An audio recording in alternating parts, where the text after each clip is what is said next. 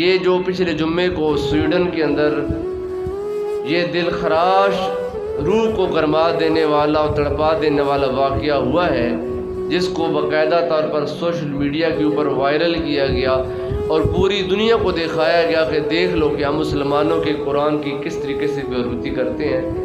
در حقیقت یہ ہم مسلمانوں کو جگانے کے لیے سوئے ہوئے اور غفلت کی نیند میں ڈوبے ہوئے مسلمانوں کو جگانے کے لیے یہ ہتھ کنڈے اپنائے جاتے ہیں تاکہ ہم مسلمان جاگیں۔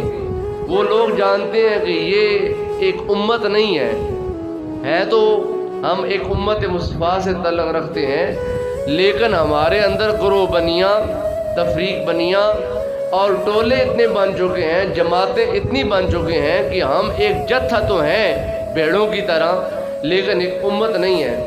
اگر مسلمان ایک امت ہوتے تو کسی کی بھی یہ جرأت نہ ہوتی کہ وہ ہمارے کریم آقا صلی اللہ علیہ وسلم یا ہماری الہامی کلام قرآن پاک کی بے حرمتی کرتے۔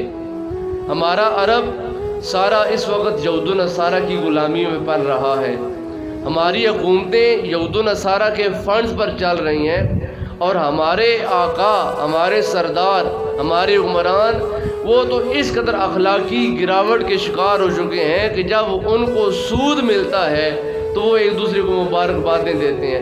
ابھی کچھ دن پہلے IMF سے یعنی کہ جو گرانٹ منظور ہوئی ہے، ابھی اس گرانٹ کا جو اثر ہے وہ چند دنوں کے بعد ہمارے اوپر ایک عذاب بن کر آنے والا ہے۔ 743 اجناس پر 743 چیزوں پر ایگریمنٹ ہوا ہے IMF کا کہ تم ان چیزوں کا ریٹ بڑھاؤ گے تو ہم تم کو قرضہ دیں گے۔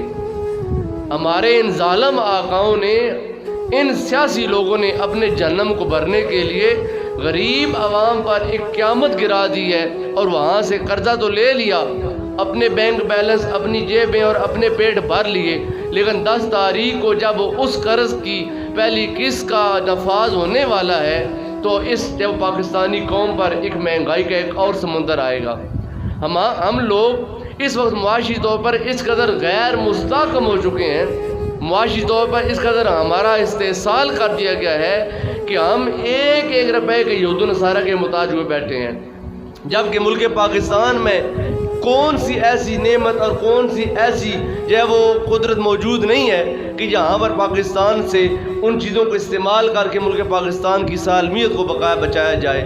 کراچی ایئرپورٹ کو بیچا جا رہا ہے، اسلام آباد ایئرپورٹ کو بیچا جا رہا ہے، ہمارے ایٹمی اثاثے بیچے جا رہے ہیں، یہود و نصارہ کے ہاتھ دیے جا رہے ہیں۔ وہ لوگ جب ہم کو قرضہ دیتے ہیں تو صرف قرضہ پیسے نہیں دیتے ہیں، ہم سے ہماری سالمیت کی بنیادیں لیتے ہیں اور اپنا کلچر ساتھ دیتے ہیں، بے حیائی کو پروموٹ کرتے ہیں، عریانی اور فحاشی کو پروموٹ کرتے ہیں۔ سوشل میڈیا کے ذریعے اس امت مسلمہ کو کمزور کرنے کے تمام ہتھ کنڈے اپنائے جاتے ہیں، تب ہم کو وہ پیسہ دیتے ہیں۔ خالی پیسہ ہم کو نہیں دیتے بلکہ ساتھ اپنا کلچر، اپنی ثقافت بھی دیتے ہیں۔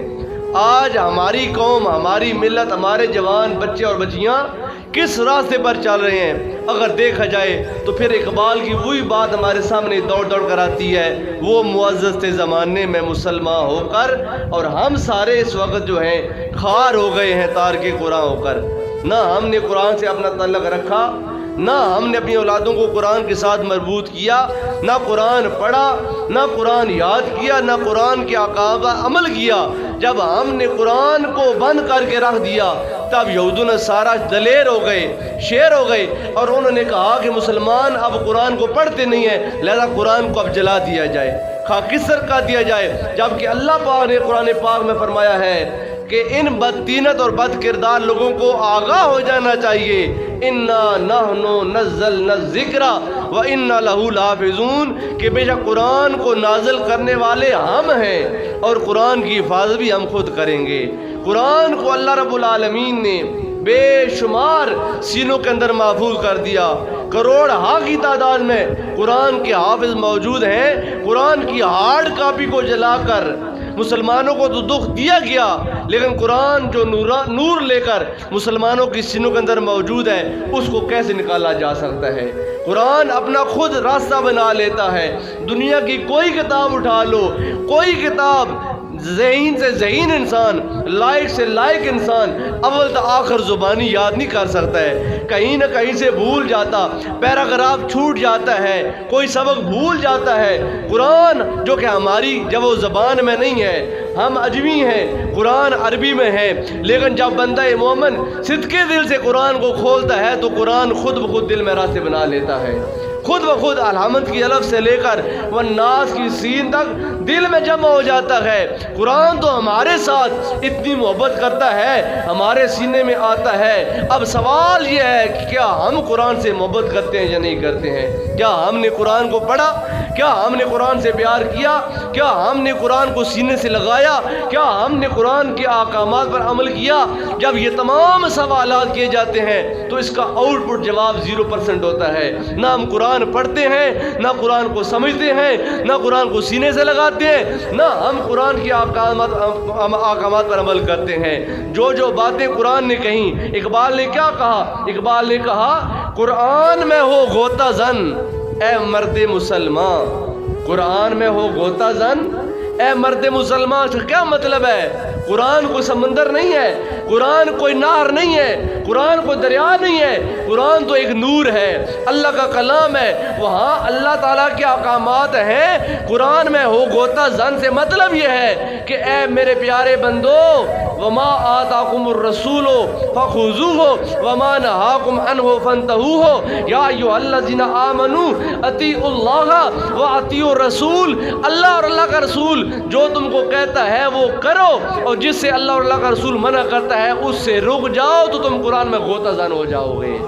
قرآن میں ہو غوطہ زن اے مرد مسلمان، اللہ کرے تجھ کو عطا جدت کردار۔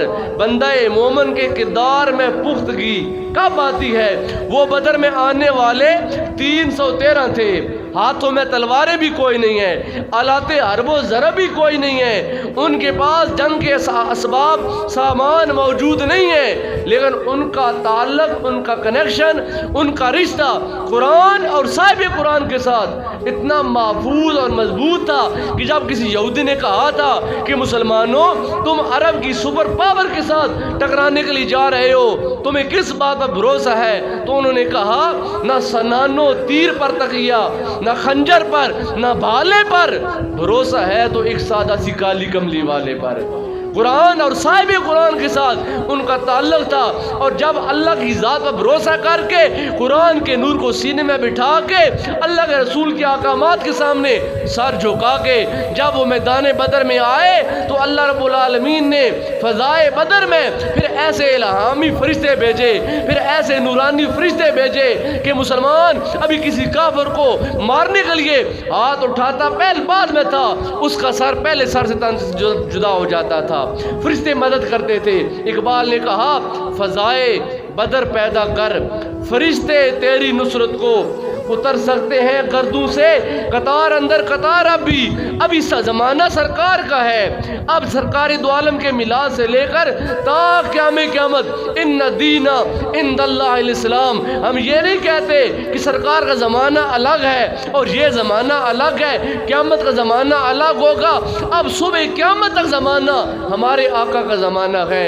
اقبال کہتا ہے وہ خدا جو مسلمانوں کی بدر میں مدد کر سکتا ہے وہ آج پاکستان کے مسلمانوں کی مدد کر سکتا ہے۔ شرط کیا ہے؟ شرط ایک ہے فضائے بدر پیدا کر۔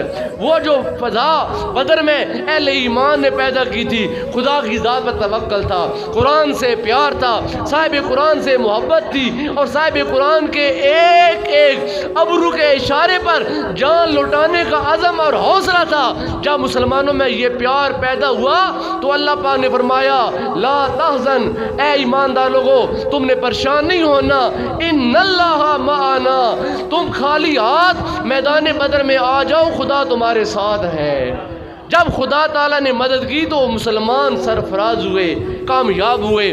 آج مسلمان 56-57 ممالک اسلامی، لیکن ہمارے 56-57 اسلامی ممالک کے ہوتے ہوئے ایک چھوٹا سا ملک ہے سویڈن، انہوں نے قرآن کی بے حرمتی کی ہے، قرآن کو جلایا ہے۔ ناروے میں، فرانس میں، ڈنمارک میں قرآن کے نسخے جلائے گئے. ہمارے نبی آخر الزمان جن کے بارے میں سرکار نے فرمایا شیطان ہر ایک کی مثل میں ظاہر ہو سکتا ہے. کبھی وہ جانور بن کے آ سکتا ہے, کبھی وہ انسان بن کے سامنے آ سکتا ہے. ہر مخلوق کا روپ شیطان دھار سکتا ہے. کائنات میں واحد ایک آمنہ کا لال ہے جس کی شکل شیطان نہیں دھار سکتا.